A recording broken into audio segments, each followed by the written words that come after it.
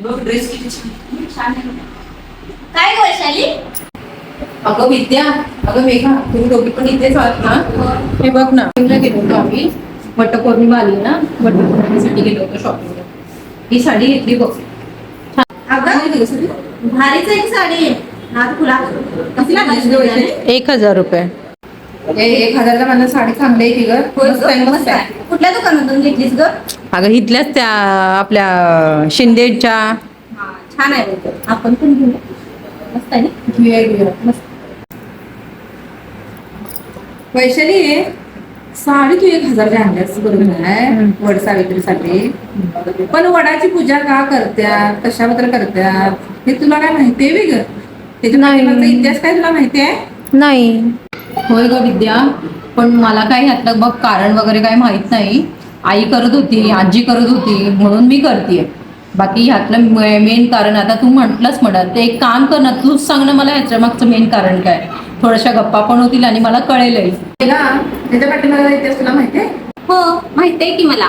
अगं वैशाली, ह्या व्रतापाठीमागे ना सावित्री आणि सत्यवान यांची कथा आहे.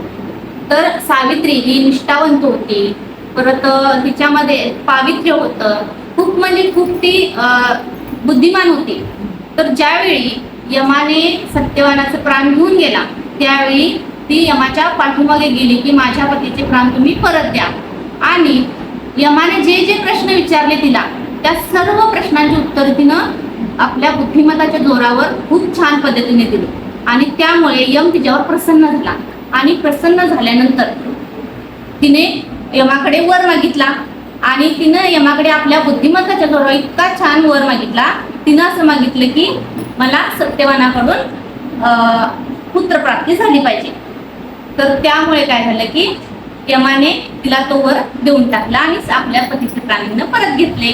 आणि हो, आणि ज्यावेळी यमाचा मृत्यू ज्या वडाखाली झाला ना त्याच्यामुळे वडाला पण खूप महत्व आहे. म्हणून याला वट सावित्री म्हटलं जातं का?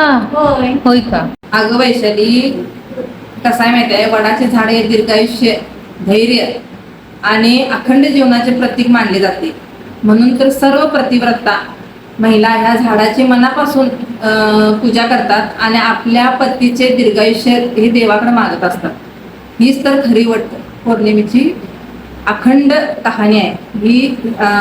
ही जी सावित्री आणि सत्यवानाची ही सुंदर अशी कथा आहे. अगं मेघा, अगं विद्या, खरोखर खूप छान आहे ही कथा. मला खूप बरं वाटलं. आणि मी तर असंच नॉर्मली आई करत होती, आजी करत होती म्हणून ही व्रत आणि पूजा करत होते. पण त्याचं खरं महत्व मला आत्ता कळलंय. हा, ही खूप छान माहिती दिली तुम्ही.